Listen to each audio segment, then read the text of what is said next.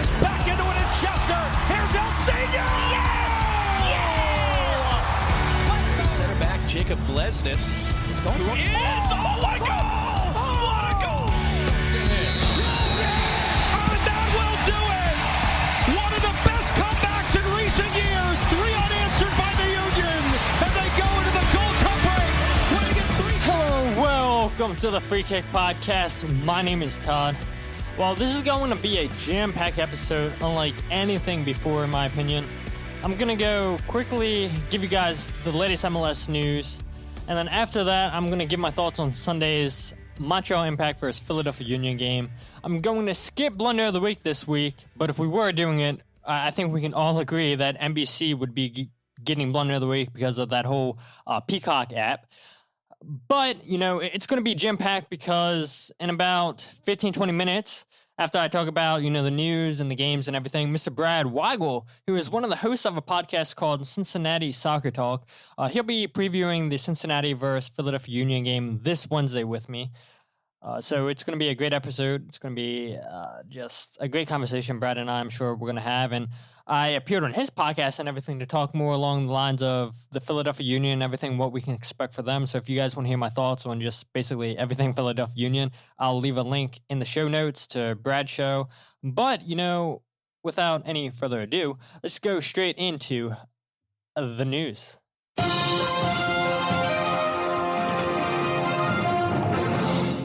So this week in the news and everything, it is just 3 straight things of Philadelphia Union news. I've given you guys pretty much everything that you could ask for in MLS the last couple of weeks that has nothing to do with the Philadelphia Union. So, you know, why not just have a news week that has everything that is Philadelphia Union? So, number one, if you guys missed it, Anthony Fontana and Mark McKenzie both won MLS Team of the Week honors last week for the performance against New England. Now, obviously, most of you guys have probably heard the news and everything that these two guys won Team of the Week honors and everything, which is well-deserved. Anthony Fontana probably should have won Goal of the Week, but yeah, you know, let's just be happy, you know, that they're getting recognized, that they're good enough to be in the Team of the Week. Yes, Anthony Fontana scored a great goal. I mean, second one just against New England. We all know that was just a fantastic goal and everything. And yeah, we're probably a little bit biased and everything, thinking that he should have won. But, you know, when you have a game-winning goal down on the river end where, you know, there's not much time left and everything, I don't see how that doesn't win Goal of the Week. It didn't. But, you know, it is what it is and everything. So I would have given you guys that news probably sometime last week or whatever, but just with the crazy schedule and everything that MLS is, you know, these games going Sunday, Wednesday to Saturday and everything, it's just crazy times trying to just throw content in your guys' face and everything, trying to get commentators on and everything while those guys are trying to prepare for the game that they're going to call and everything. So just things didn't work out for me to get on somebody from Montreal to preview the game and everything. So I don't think it's that big of a deal and everything. I mean, the Union won and everything, we're talking about it. I probably would have said something along the lines, okay, Montreal's going to park the bus. We're going to do our best to try to break them down. And there's the preview and everything. So, but yeah, I did not give you guys a preview, but let's just get back on track and talk about news. Point number 2 is Kacper Przybyłko. He also won Team of the Week honors for his performance against Montreal. So this is this week's Team of the Week.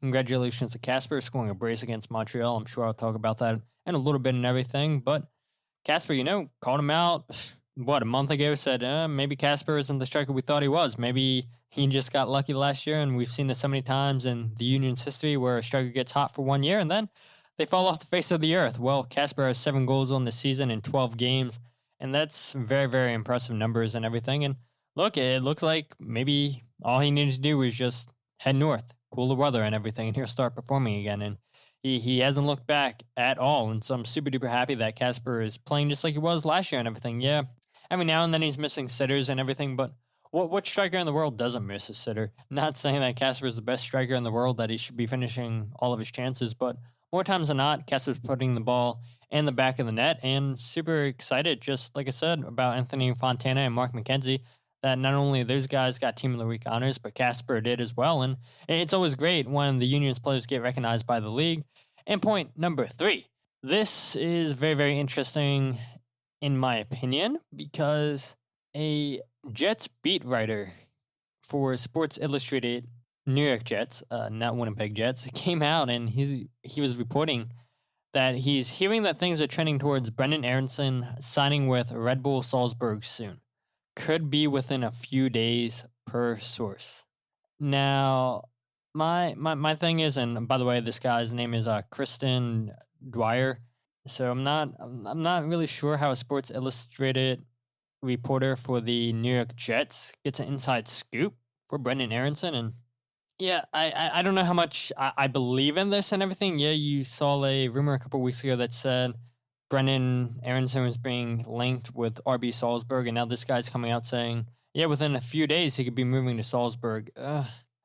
Even when I was doing a Premier League show and everything, I really didn't like to give credit to people that weren't tier 1 sources that had direct links to the club and everything. And normally I wouldn't talk about this, but I don't know. I mean, maybe I shouldn't be talking about this because, like I said, it's a New York Jets reporter for Sports Illustrated.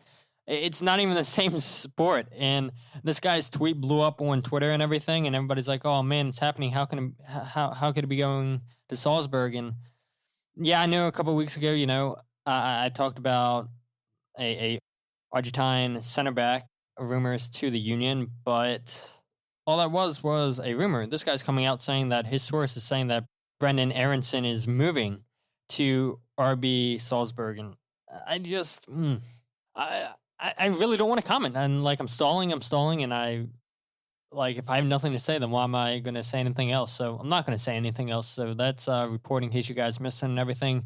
Have at it, do what you want with it and everything. But let's just go straight into the Montreal Impact versus Philadelphia Union game, give my thoughts and everything. So as we know, the Union won that game 4-1. And just, what a night of soccer. Seriously.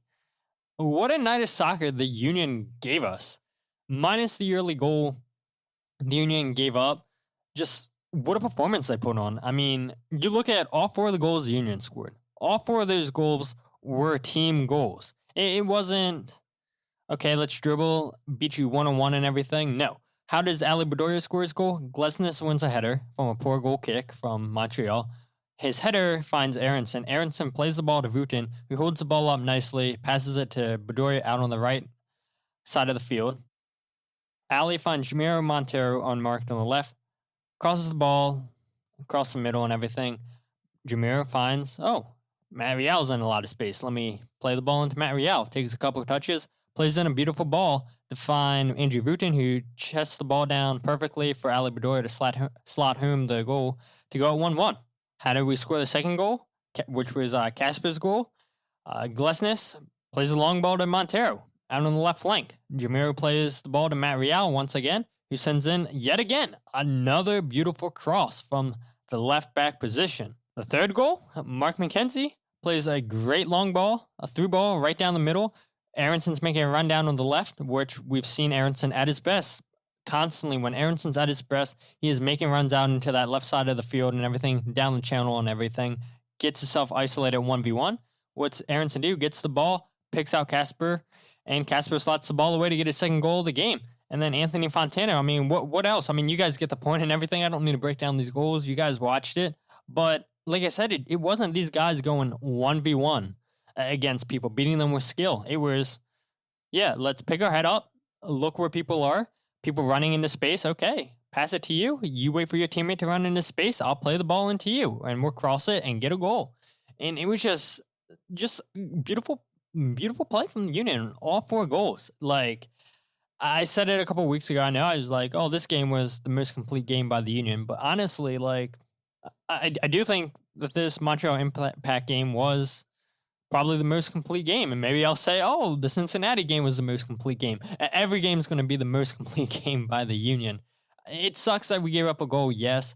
But what is there to complain about? There is literally nothing I can complain about. It was just a beautiful night for soccer. Glesnes and McKenzie, I thought they were both excellent on the night. They were just constantly keeping a solid back line. The long ball passing was top-notch on the night, which, I've been critical. You guys, I'm sure, on Twitter have complained about, why are we playing so many long balls when it's not reaching anybody at all? Glesnes, he completed 10 out of 15 long balls, while Mark McKenzie completed 6 out of 8. I thought Warren Carvalho was really solid for 45 minutes. We know that he probably wasn't going to be able to go any longer and everything because he's coming back from injury, but he is what we know he is and everything. He's a solid MLS player. Maybe he's not an everyday starter for the Union and everything, but when called upon where we need a sub and everything, he'll get the job done. So I thought his passing, I thought he made a couple good interceptions on the night. He was just really, really solid for 45 minutes. But what more can I honestly say about this game? It was just such a great performance by the Union. I loved just how they didn't need to beat people 1v1 in dribbling. We've seen at times, okay, when we need a goal, let's bring on El Senior. Let's see if he can beat somebody 1v1. Let's see if Brenden can beat 1v1. Nope. The Union beat Montreal with their passing. And look, I saw a comment sometime last week, I believe it was, that basically said they would love for Matt Real and Anthony Fontana to stay with the Union to become club legends. And of course, we would love to see them in Europe. I would love to see it. But, at this point in time, I know they're young and everything. I just don't think they're at that quality yet to be playing in Europe like Brenden and Mark. And, there's absolutely nothing wrong with staying at the club, becoming club legends for the Union, becoming key players in MLS. This league continues to grow each and every year. It continues to get better. And I would love for us to keep hold of some of these homegrown players, and they stay, and they just make a name for themselves, where we don't have to get sad, where we enjoy Mark McKenzie, Brenden Aaronson for a year or two before they're sold again. Well, why not keep hold of Matt Real, Anthony Fontana for years to come and everything, and these guys really become a staple in this team? I don't see why they couldn't. And again, I don't see why they couldn't go to Europe either. I don't think they're at the quality right now to be playing in Europe at a top level.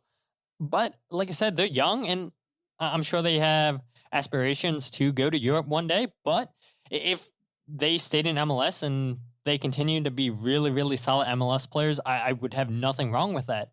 And look, the reason I bring all that up is because, look, if Kai can stay healthy, then he'll get another chance in Germany or someplace else in Europe. We all know that.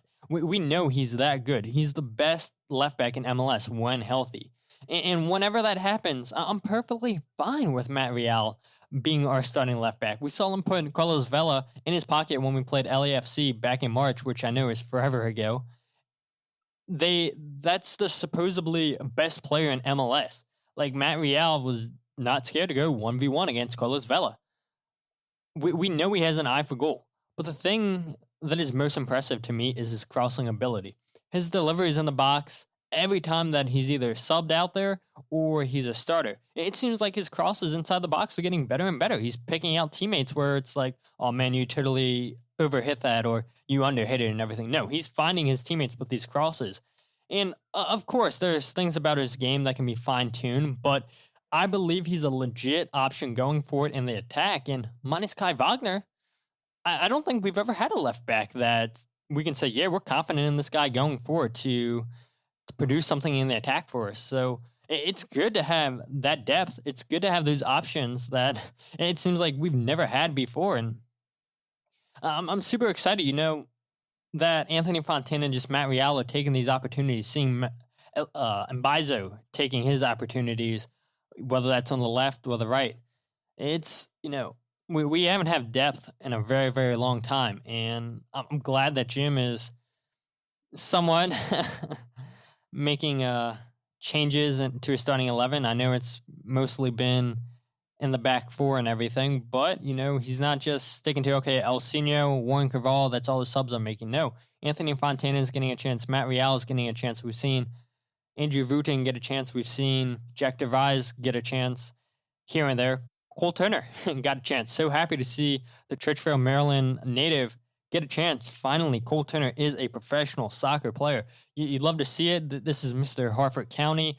Now, Cole, you have all the weight on your shoulder to just make all of us Hartford County residents proud and everything, and no pressure and everything. And he's a player, Cole Turner, too, who could be an MLS lifer, which is no problem at all. Now, granted, we only saw him for a couple minutes, so we don't really know what he has. Now, you would know that Cole is more of a defensive midfielder than a center back. If you watch the Bethlehem Steel games last year, he played mostly as a center back, and his best position is, I think, a number 6, playing those long balls and everything, controlling the midfield. But, there's a guy who I'm super excited about, and yeah, I might be a little bit biased because he lives 15 minutes away from where I live and everything, and I want to see him succeed. But yeah, it's really, really great to see academy kids get the chance to just come through and make a name for themselves. So real quick, I'm just going to give you guys 3 good points that really stood out to me. Number 1, Sergio Santos. I loved him showing his aggression. Look, this is a guy who's coming off a hamstring injury. He played 18 minutes against Montreal, and in those 18 minutes, his pressing helped win the ball back 3 times for the Union. He was finding space on the left side of the field, which he normally does. When players are coming off hamstring injuries, sometimes you see them play a little bit timid because they don't want to just tweak something again, another injury and everything, because, those muscle injuries, especially for players as explosive as Sergio Santos, all it takes is one little thing to tweak that thing up again, and now Sergio Santos misses again in a couple games. So I thought Jim did an excellent job giving Sergio Santos 18 minutes. Sergio Santos played with confidence. He wasn't afraid of going in there, making tackles. This is a guy who, when he's out on the field, it makes a difference for us. I know that the goals really haven't been there as much as we would hope and everything, but this is, in my opinion, probably the fastest guy on the team and everything, and it's constantly, like I said, making runs out on the left channel and everything, opening up space for Kacper Przybyłko, for Aaronson, for Montero to run into. This is just really impressive to see Sergio Santos go out there and, yeah, just play with a full heart of aggression and everything. So I love seeing that from Sergio Santos against Montreal. 2, Anthony Fontana just continues to score. Look, this is a kid playing with so much confidence right now. Jim's not starting him, fine. I can accept that because this kid's going out there. He's getting in good positions to score, and he's seeing the game really, really well right now. When we need a goal, Anthony Fontana is the guy coming off the bench giving us the goal. Maybe if Anthony started, maybe he wouldn't give us a goal. But at the same time, when he has 3 goals in his last 2 games, more times than not, that tells you that this guy would probably get a goal for you if he started and everything, had more time, more minutes to work with, and like I said, he's just really seeing the game really well, in my opinion, right now. I know he had a couple shots in this game, and as soon as it came in, too, it just seemed like, the ball fell perfectly to him, and he had a shot. This is a guy who I would love to see him start, but at the same time, too, when we play teams that sit deep and everything, we need somebody to find that space and everything. Anthony Fontana, as of late, is that guy that's finding that space and everything, and look, I'm sure Jim will give him his time to start, especially if Jamiro Montero or Ali Bedoya pick up a yellow card against Cincinnati, which would be their 5th. That means that they would miss the game against Inter Miami. But as of right now, just Anthony Fontana, this guy is looking fantastic for us. And point number 3, just the Union, they made the keeper work. 11 of the 20 shots were on target. These guys aren't kicking it just to kick it. They're finding themselves in great positions to get good shots off. And it's just a credit to just how well they're playing right now. Yeah, like I said earlier, it sucked that they gave away that goal and everything, and you would love to have seen the Union come away with another clean sheet, which would have gave them 5 on the season. But at the same time, they're playing so good right now. They're outscoring their opponents 13-4, and I really have nothing to complain about for the Union. And the only bad thing I would bring up, and this has absolutely nothing to do with the game at all, really. But during the game, I saw a lot of people on Twitter giving Jamiro Montero stick for the way he's been playing. We saw last year that Jamiro wasn't going to be the guy who is going to score you crazy goals, get a ton of assists. That's just not his playing style. But for whatever reason, I think fans look at it like, we paid $2 million for him, and now he's a DP signing, our most expensive signing in club history. And people think that DP signings need to amount to goals. Well, I'm here to tell you they don't. And especially when $2 million isn't a lot when you see clubs paying $10+ million for players and everything. $2 million is not a ton of money at all. anywhere you look at it in soccer. But for the Union, $2 million, it is a ton of money. But this is a guy who, in my opinion, is like Thiago, who used to play for Bayern Munich, now plays for Liverpool. Or you look at Marco Verratti for P Money Sign G. His job is to dictate the flow of the game. His job is to get onto the ball, open up some space with his passing, and every now and then, he'll attack towards goal. Okay, he's losing the ball more often than we would like, but it's not like, okay, as soon as he loses it, he's not tracking back, trying to win the ball back for the team. No, he is tracking back and trying to win the ball back. This is a guy who, if you look at the stats and everything, for possession-based, Jamiro Monteiro, every single game, it's either Jamiro Monteiro, then Mark McKenzie, or Jacob Glesnes, who have the most touches, who see most of the ball during the game and everything.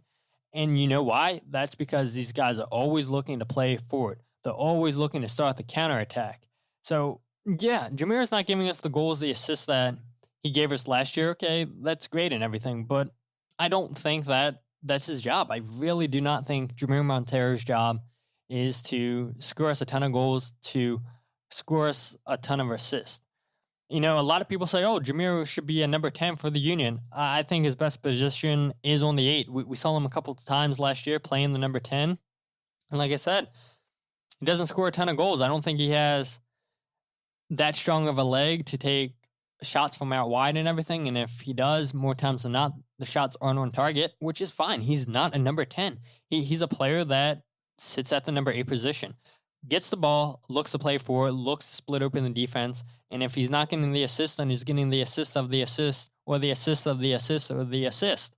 So, yeah, I think that the people that are calling out Jamiro Monteiro are just unfair and everything, and I don't know what else to say and everything. I think, you know, people just have high expectations just because we paid $2 million and they expect goals and assists. Well, I just told you that's not his job. I really do not believe Jamiro Monteiro was signed by the Union to get goals and assists. It was to play in that Thiago role or that Marco Verratti role or somebody who's, you know, whatever player you want to look at that sees most of the ball, plays the ball forward and everything, and looking to start the team's attack. That is Jamiro Monteiro's job.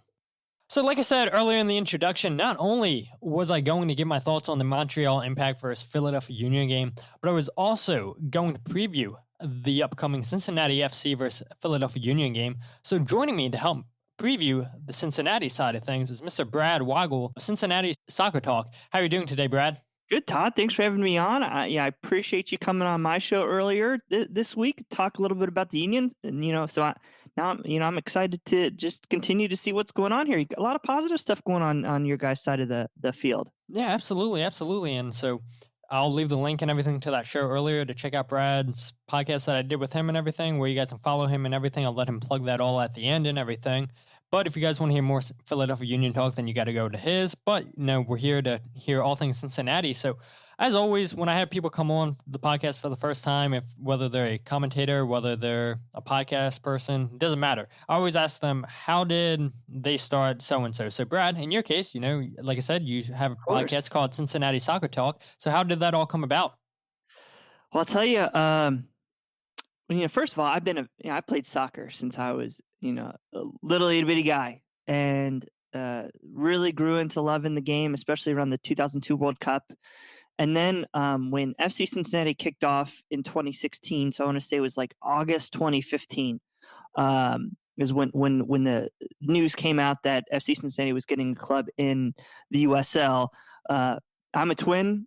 I work with my brother, and we're like, dude, we've got to talk about this. He was doing an MLS show at the time, and we're like, we need to do something with FC Cincinnati. And then we met Nick Zuberling, who's our host. Him and his buddy were going to get a show together. We just decided to merge, and we created Cincinnati Soccer Talk in, I want to say, February-ish of 2016. And since then, it's just gone crazy. We do 3 to 5 podcasts a week, depending on how many matches we have. We've got a staff of about 13 to 14 writers who are putting out daily content, and it's just grown by leaps and bounds, greater than what I could have imagined when we kicked this thing off. Absolutely. Wow. I mean, approaching 5 years, and I think what they say an average podcast lasts about a year, 6 months, and everything. And wow, you guys are approaching 5 years. I mean, congratulations to you guys and everything. And I'm sure you guys. I mean, I checked out some of your YouTube videos because you guys do go live on YouTube occasionally. That's correct, right? Oh yeah. We do our main show on Monday nights, and that is typically broadcast on Facebook, YouTube, Twitter. I feel like there's something else, but yeah. So we do this live, and we've been doing it for like I said, you said 5 years, which is awesome. And, even though it's been 5 years with FC Cincinnati, it's something new every year. It's the first year, it's just kicking the team off. The second year really was spurred on by that Open Cup run. Third year, it's like, are we going to get into MLS? Year 4 was a travesty and train wreck of what it was our year 1 in Major League Soccer, and now year 2, it's our rebuild. So it's like we've built a new team every year, and it's been fun. It's been interesting. You mentioned 5 years. It's not always been easy, and sometimes it's like, gosh, again. But yeah, we love it, and it's so much fun. Yeah, absolutely. And that's funny. Since, like you said, Cincinnati gives you something to talk about every year, every day, and everything. And I remember, when was it, in June, July, and everything? I think a report came out that you guys were potentially going to sign Mario Götze. So how much did you guys believe that? I personally did not believe it that much. There's other podcasts in town, and they traffic more in the potential player signings and stuff. And yeah, I just didn't really believe that one. It's great that they I believe they at least talked about Mario Götze. I don't think it was realistic that he was going to come here. He hasn't even signed anywhere. I'm not sure he's really motivated to play soccer right now. But that doesn't mean the club hasn't been more ambitious this year. Jurgen Locadia was originally brought in to be a $10 million designated player with that transfer fee, which has now been negotiated down. They brought in some other cool, nice pieces, but I think there's still a lot more to do. And I'm excited to see it as the club goes. But, I just want to keep our head coach longer than 6 months. I think FC Cincinnati's had more head coaches than the Union has, and we're only a year and a half really into the league. Yeah, that is that is definitely true. The Union have had 3 head coaches in their time and everything, and so yeah. Well, we've had 4. Yeah, so to be in the league for a lot less than the Union and everything, and end up being your 4th coach, yeah, that is not promising. And, our dismissals, there's only one of those has been performance related. So. Yeah, oh man. Yeah, tough times being in Cincinnati. Another interesting day in FC Cincinnati. Absolutely. But talking about your latest game, you guys played against the New York Red Bulls, and you guys did all of Philadelphia Union Nation a favor, because none of us can stand the Red Bulls, the Pink Owls, as we like to call them on the podcast. And old friend Harris Madunian of the Union scored an Olympico goal, and I believe like the 80th something minute and everything. 85th, I think, late in the match. So late. what went right in that game for you guys? What went wrong and everything? And just how'd you guys grind out that 1-0 result? Sure. I mean, it's that game was FC Cincinnati to a T this year. It was just a grinded out game. It wasn't pretty. They weren't. I don't think FC Cincinnati's been the most talented team on the field, really, for any match that they've stepped on the pitch this year. Harris Medina's Olympico got a lot of the news, but FC Cincinnati, really, they've looked a lot better the last couple of matches. They made some tactical changes. The players are getting more used to each other. I say that, but honestly, with the 3 different sections we've had, this has been the longest period of time that our DP Jurgen Locadia has been able to be on the field. And his partners up top have it's been a carousel of players. And I think FC Cincinnati finally may have tapped into something, throwing Brandon Vasquez up top, making him that target forward, and then letting Jurgen Locadia run underneath him and be a little more creative than just a hold up striker. So I think that was the key. And then the defense. FC Cincinnati in the MLS's back tournament, they've kept that back 3. Really, it's been a back 5, but you're seeing them become a little more progressive and attacking, especially with the wing backs. But I would say that the back 3 have been tremendous, led by Kendall Waston. So that went right. What went wrong? Not a ton this week.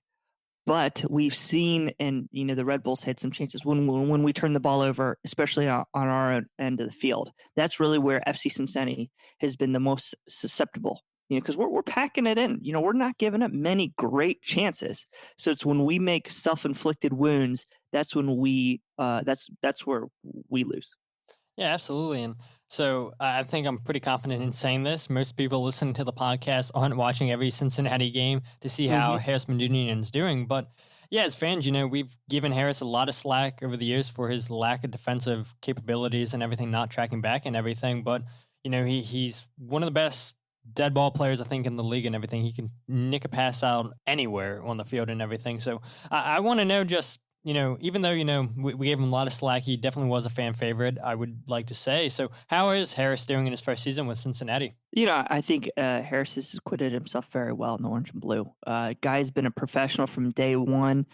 He wasn't just brought in for his talent. He was also brought in to shepherd a couple of our young midfielders, namely Frankie Amaya. And he's really, from day one, like he changed Frankie Amaya's diet. And he's like, nah, candy? No, you're done. No more.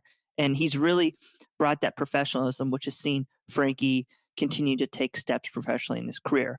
You're right. He is not the most fleet of foot when it comes, especially tracking back, but he hasn't been horrible there.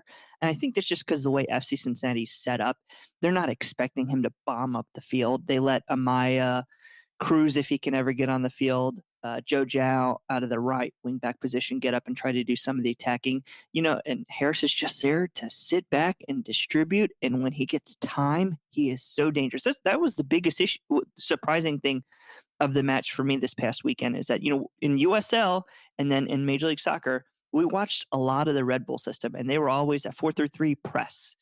And, they went to I want to say it was a 5-man backline. I thought it was, but they were not, pressing FC Cincinnati. They were confident in letting Harris Medunjanin get on the ball. He did well. He did exactly what he did for you guys. He hit passes all over the field and he let players run underneath him and create opportunities. So I can't complain. Do I see him in FC Cincinnati pass this year? Probably not. I don't think he ideally sets up what the coaching staff want to do. But for the time being and the players that Jaap Stam has at his disposal, he's doing a professional job. Man, that's a great segue into the next segment, which, speaking of first seasons, I want to talk about head coach Jaap Stam for a minute. This is Stam's first season in charge of Cincinnati, and he was actually hired back in May, I believe it was. So He's only been the head coach for 4 months now, and even though Cincinnati sits in 10th place in the league right now with a record of 3 wins, 3 draws, and 6 losses, I think it would be unfair, in my opinion, to criticize Stam for the way things have been for Cincinnati this year. He got new players that he didn't even sign. It was from the old coach that they brought in and everything. He signed the players he wanted. Stam wasn't able to have a proper preseason with the team. Yes, he gets a lot of slack for parking the bus, but when you've only been on the job for 4 months, you weren't able to hire the players you want. You weren't able to teach the players the way you want to play. It's just, in my opinion, it's hard to give him blame for the slow start Cincinnati are going through. So just how would you assess his first season so far? Yeah, so far, I think that he's given us reason to believe that FC Cincinnati is headed down the right path. And I think that's all we could ask from him because, as we lost our head coach the week before the season due to, some things that were racially said that were offensive, and he deserved to go. And so Jaap Stam, FC Cincinnati went in with an interim coach the first 2 matches before the COVID shutdown, lost 2 matches. Jaap Stam was brought in about a week and a half before the MLS's back tournament. So he was not given much time, let alone players that he wanted to play with. In that first match, he set up in a 4-3-3. He came in, he was hired. FC Cincinnati wants to play that Dutch system. They want to possess the ball. They want to attack. They want to go. First game, Jaap Stam didn't know what he had, and they got smacked by the Columbus Crew. And then after that, he's like, you know what? I don't have the players. We're going to get the defense right.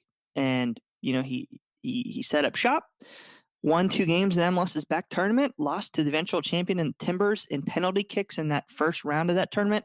And then it's been more of the same in this, I would call phase 3, but you're seeing building blocks every match. You're seeing, again, reset the defense, see what pieces he has.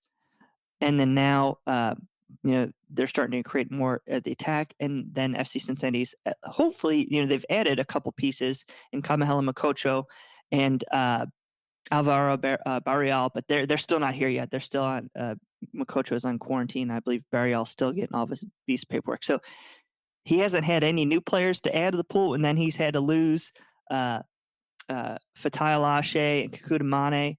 They're gone to other teams in the league. And then we just had a guy that played he was one of our only attacking threats, Adrian Regton, just up and left the club about a week and a half ago because of COVID. He had some family issues back in France, and the club said, we respect you, go ahead. So he's playing down with talent deficit. FC Cincinnati, they like have 4 or 5 subs on the bench. Nothing, between injuries and everything. Now more players are coming back, so hopefully the last 11 matches of the year we'll see some hope. But it's been a tough road to hoe for Coach Opstam.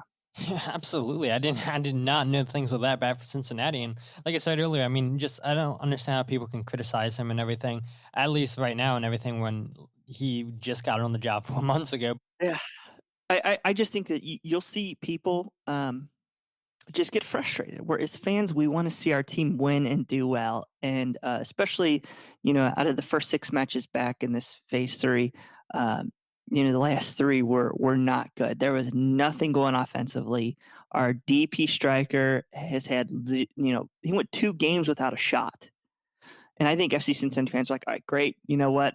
We're drawing 0-0, but that's only 3 points through 6 matches. We could look terrible for 5 matches and win 1 and have to be the same. So I think the fans, the front office are kind of like, all right, we need to start progressing offensively. And you've seen that the last couple matches, but like I said, it gives us something to believe in. We're from Cincinnati, man. Last year was so bad. We don't need much, hope to cling to. Yeah, definitely. So, I mean, hopefully, you guys can follow in the path that the Union did, right? Where you guys get your academy established and everything, start producing homegrowns and everything. Because I think the way that the Union are doing things right now in MLS, I think that's going to be a blueprint for a lot of teams in MLS. We're not going to spend crazy amount of money on DP signings or just players in general. Why not invest that money into the academy and see if we can produce some top quality like the Union are and everything? So, yeah, I mean, there's a lot to learn from the Union. You mentioned the academy. I think that FC Cincinnati, even though they came in without a GM, they were quick to get one. I know the Union had Sakevich for a while, and he's very popular, and lack of popularity in Philly. But yeah, I think that the Union are a great franchise for FC Cincinnati to take pieces and model off of them. Yeah, and I think, if we were saying this 2-3 years ago, not many people would be saying that. They would say, this is the team we all want to avoid being like. So, yeah, definitely, when you get to winning ways and everything and you see players come through the academy the last 2 years and everything, then, that's going to be a blueprint for teams to steal off of and everything. But, you mentioned a whole bunch of players and everything a little bit earlier for Cincinnati, but who are some players that you would say for Union fans to really look out for that can make a difference for Cincinnati? Sure. Ultimately, you're going to know real quick what FC Cincinnati's, how the game's going to go if Jurgen Locadia can get chances. Like I said, he's been the DP striker. He's been the hold-up guy for the most part, but with the Brandon Vasquez, this weekend and part of the match before that, helped serve as a partner. If Locadia just has a little bit of help, FC Cincinnati has a chance. Vasquez hadn't played much until last week, and with the midweek match, I'm not sure he sees the field. And I think if Vasquez doesn't see the field, I like the Union's chances over FC Cincinnati. And then I got to look at the back line. Kendall Waston has been tremendous in the air. If the Union's plan is to cross the ball, good luck. He's going to win. He's going to win the crosses. But if you can make him or some other FC Cincinnati players pressure him, force them into tough spots, they're going to give you the ball. And with your guys' ability to counterattack, that's how I see FC Cincinnati being in trouble. If you give us a ball and say, have at it, Cincy, that's just going to spell disaster for the Orange and Blue. Yeah, definitely. I'm surprised, honestly, with Locadia not playing as well as I thought he would. He came from Brighton and everything where, granted, he didn't play the best for Brighton in the Premier League and everything, but you saw a glimpse of what he could offer for that team and everything. He's a pacey guy and everything. I know in Brighton's team, he was playing more so out on the wing and everything, and so I thought he'd come over here to MLS, and honestly, I thought he'd be one of the top players this year just because of what I've seen him do over in England with Brighton. But obviously, Brighton didn't think, he had what it took to break into the team and everything, and I guess it seems like he's not really hitting the ground running as of right now for Cincinnati. FC Cincinnati fans are dogging him a bit because his finishing. He's missed a couple sitters, but honestly, that's his only chance each match. I don't put that. I mean, at some point you've got to put those balls in the back of the net. You're a $10 million striker. That's what you're paid to do. But he doesn't get the chances. Way too often it's 1v3, 1v4, and any help is coming late. Or it's Joe out the wing, and Leccadia is supposed to pick the cross out between, a couple center backs and midfielder. So I don't really put that on him. I just put it as FC Cincinnati is so inept going forward that he's just not getting the chances. So when he does have some help, Kubo playing a little bit, advanced than what he was before, Brandon Vasquez, you give FC Cincinnati some time, Leccadia will get some chances. It's just he's not getting the time and he's not getting any service whatsoever. Yeah, definitely. I mean, you could pay all the money you want for the top striker and everything, and if people aren't producing the chances for them, then they're not going to finish. If Harry Kane doesn't have the ball, he ain't scoring, man. Absolutely. How many times did we see that last year for Spurs? So, but let's try to get back on track. I could talk Premier League, but not the Crystal Palace win over Manchester United. So. Would leave that one in the rearview mirror. But so the Union, their last 5 games, they are 4-1, with their only loss coming on the road against Columbus, which ended 1-0. In those 5 games, the Union have outscored their opponents by a score of 13-4, where if you look at Cincinnati's last 5 games, they're 1-2-2 and have been outscored by their opponents 5-2. But the one thing that is impressive about Cincinnati, in those 5 games, they do have 3 clean sheets. So the Union, they've been getting goals from everyone right now, with it being Bedoya, Fontana. In his last 2 games, he scored 3 goals. Kacper Przybyłko has 5 goals in his last 5 games. Montreal Aaronson scoring goals. So we're getting... Again, we talked about the homegrown players. We talked about the academy. We're finally getting contributions from the academy players and everything. And so I think, if the Union want to come out and get a victory, my 3 keys for this week are: 1, they've got to find a way to break down Cincinnati. Look, everybody knows it. I've said it on my podcast. I've said it on your podcast a lot of times, that Cincinnati, they sit deep. That's just the way that it is. Stam, like we said, hasn't had much time with these group of players. He doesn't have the players that he wants and everything. So you know what? Let's focus on defense. He's a great center back for Manchester United back on the day. So this is a guy who knows defense. So what's he going to do? He's going to teach them, look, we're going to play defense. And it's just the way it is. So they have to have watched tape on the Union over the years, struggle to break teams down that sit deep. So I know that why wouldn't they continue to sit deep? Yeah, I know they get a lot of stick because they're playing at home and everything, and people want to see them play attractive soccer and everything to attack. But if Stam doesn't believe he has the players, then why is he going to switch that formation just because people want to see attack? He's not going to do that. His job's to get results, and if he thinks that our best way to get a win, to get a point, is to sit deep, then he's going to do it. But I think, the Union, they really want to play down the middle, and that's just not going to happen, in my opinion, against Cincinnati, which forces them to play wide, and which they're good at, in my opinion. But up until the Montreal game, they haven't sent in good crosses into the box when teams sit deep. Now, granted, maybe that worked in the Union's favor because Montreal got a red card earlier in this game and everything, so they played a man down. But I like to think, maybe it's the Union turning a corner. They're figuring out how to beat teams that sit deep. But I could be wrong. I definitely could be wrong. Point number 2, I do expect them to play deliveries from out wide, whether that's Matt Real, whether that's Mbazo or Regatas on the right. Look, the Union, they're not going to be able to get shots from the top of the box. I really don't believe that, because Cincinnati, they're going to have 5 people. I know they play with 2 wingbacks and everything, but they're going to take away that space in the middle of the field for the Union. So they've really got to find ways to get Matt Real, to get Mbazo, Gaddis the ball out wide and everything, and hope that they can send in a good cross. We've seen Matt Real put in some great balls as of late, and Mbazo, when he's playing on the right, he can send in a great cross here and there as well. And point number 3, you've got to finish your chances. Like I said, the Union, they've scored 13 goals in the last 5 games, so you'd think scoring wouldn't be an issue. But again, when teams sit deep, the Union get 1 or 2 chances, maybe 3 if they're lucky, and miss the back of the net. And, well, now the chances are gone. That team's not going to make sure that the Union have that chance again for the rest of the game. So if the Union get a chance, they really need to put the ball on the back of the net. And I guess for a point 4, Cincinnati, they're really good in the air and everything. And the Union, here and there, they could be good in the air and everything. So I always believe, if you win the 50-50 balls and everything, then good things are going to come and everything. But Cincinnati, as of late, they've not had a team beat them in the air. So I wouldn't expect the Union to beat Cincinnati this game in the air.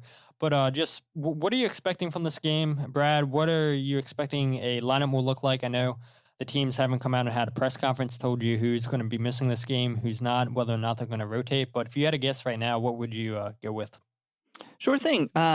It'll probably be some sort of variation of the 3-5-2 or the 5-3-2.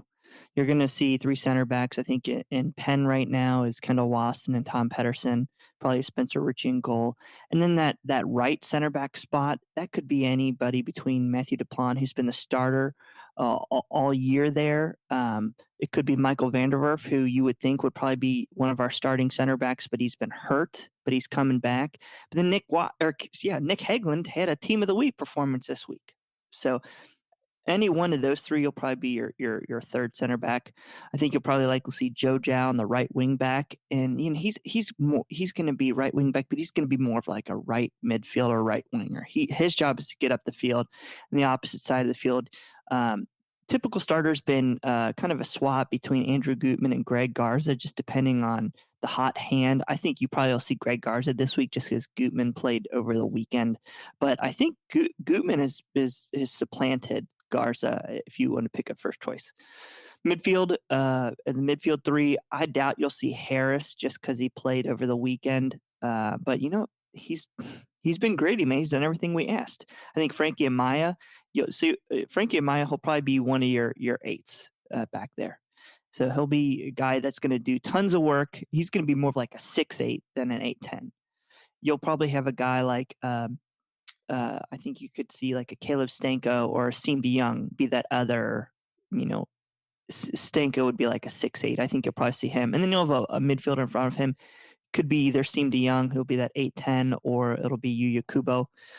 Kubo really has been brought in as a striker, and they've played him in the midfield just due to personnel. So I'm not sure what the hell the plan is there. Love to see him up top. And then I think you'll have Vasquez and Lacadia. And you know what? If Vasquez can't go, Seem DeYoung, and then pray to goodness either Alan Cruz is healthy or whatnot. He's our other DP who's just so dynamic. If he plays, Union need to have their ears up because he just makes stuff happen. But he's been hurt the whole year, whether it's been a knee and ankle, whatnot. Nothing major, just enough to keep him out of the lineup. So you're going to see a 5-3-2. You're going to get the wing backs high up the field, and you're starting to see them trying to play balls behind the back line on the ground. If you can do that, FC Cincinnati can put one on the board. And, Andre Blake makes me nervous. He's a great keeper, but then he just makes some bonehead plays. And I think that's how FC Cincinnati stays in this match. Yeah, definitely. Luckily for Union fans, Andre Blake's looked more good than bad this year. Where last year, I was calling for his head. I was like, we need to get a new goalie in, but it seems like Andre Blake's put it behind him and everything. And even though Montreal, you got a stupid yellow card and everything came out of his box, even though Mark McKenzie and Glesnes, I thought, had it covered and everything, but Blake's like, oh, I'll pull an inner Manuel Neuer and everything and takes out the player completely. So, but I'm not too concerned about Andre Blake this year. But obviously, Andre Blake's going to be in goal for the Union. On the right, I know Mbazo played last game, but Jim Curtin really likes to try to rotate the back line and everything. So I think Ray Gaddis is going to come in. I think he's fine from injury. Jacob Glesnes and Mark McKenzie, they both started against Montreal, but I do believe that they're both going to get the start again because Jack Elliott's dealing with an injury. So who knows if he's going to be fit, how fit he will be and everything. He missed making the bench last game against Montreal, so I don't expect Jack Elliott to be in the lineup again against Cincinnati. And then left back, Kai Wagner's missed, it seems like, most of the season due to various injuries to his legs, to his feet. So I think Matt Real is going to get the start again as the left back. Played a beautiful cross into Kacper Przybyłko like I talked about earlier and everything when I was talking about the Montreal game and everything. So why not keep putting out Matt Real? And then we run a diamond midfield, which I should have said that on your podcast. I'm sorry about that, Brad. Martinez as the number 8 and everything, who's coming back from suspension. You have Bedoya and Montero as the number 8. And then in the 10, you have Aaronson. And then Sergio Santos, again, is coming back from injury against New England where he pulled his hamstring and everything. So I don't think he'll be able to start this game, which will go with Andrew Vutin and Kacper Przybyłko up top. And yeah, the Union, I mean, they've been in great form as of late, but like I said on your podcast, and like I'm going to say here, there's nothing that tells me that they can beat a team that sits deep. I know that they beat Montreal, who wanted to sit deep, but again, they were a man down and everything. So I'm going to go with a 0-0 draw. All right. If you want me to predict, man, I'll do it. I'll do it on your show. 2-0 Union. And I think it's going to come down to the first 35 minutes. If the Union can keep, or excuse me, if FC Cincinnati can keep the Union off the board after 35 minutes, it's game on.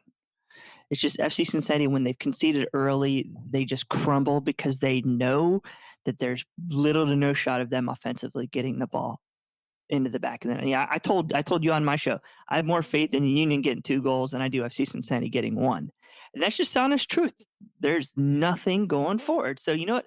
The way FC Cincinnati's gone this year, FC Cincinnati's gonna, score and win this game 4-1, and do something crazy because that's FC Cincinnati in 2020. But I think it's gonna be 2-0. I think it's gonna probably be 2 self-inflicted wounds where we give you guys the ball and you just shove it right down our throat and score on the counters. It's what the Crew have done 3 times this year. Yeah, well, hopefully that becomes true, because anytime I've had a commentator come on the podcast or another podcaster come on and predict the scoreline for their team, they've always went with their team's victory and everything, and sometimes it's been in their favor, sometimes it's not. So, you're not picking Cincinnati this time, and maybe you just break the curse and everything of people picking their team to win where they really lose, and maybe Cincinnati gets the win. Hey, man, whatever it takes, I'll do it. Absolutely, but Brad, I've had a blast talking to you and everything, and just go ahead and tell everybody where they can find the podcast and everything, where they can find you on social media. Sure, man. Thanks. Yeah, thank you for having me on, and thank you for coming on my show as well. Our show is called Cincinnati Soccer Talk.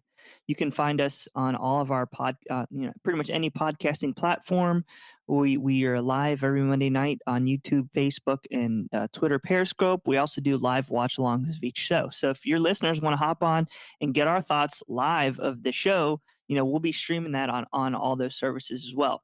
You can catch us on Twitter and on Instagram at Cincy, CINCY Soccer Talk, and I'm Bradley S. Weigel on Twitter as well. So yeah, have your listeners come interact. Let us get their thoughts. We'd love to hear what they see going on out there too. So that's what it's all about. This is our show is purely like fan driven. And we're just gonna keep having fun with it as long as the music keeps playing. Absolutely, man. And I've had a blast, being on your show, you coming on here and everything, and just picking each other's brains and everything, hearing our thoughts and everything. Hopefully the listeners enjoy the conversation between the two of us and everything. And until Cincinnati and the Union play again, I'd love to get you back on. But until then, my name is Todd, and this is the Free Kick Podcast.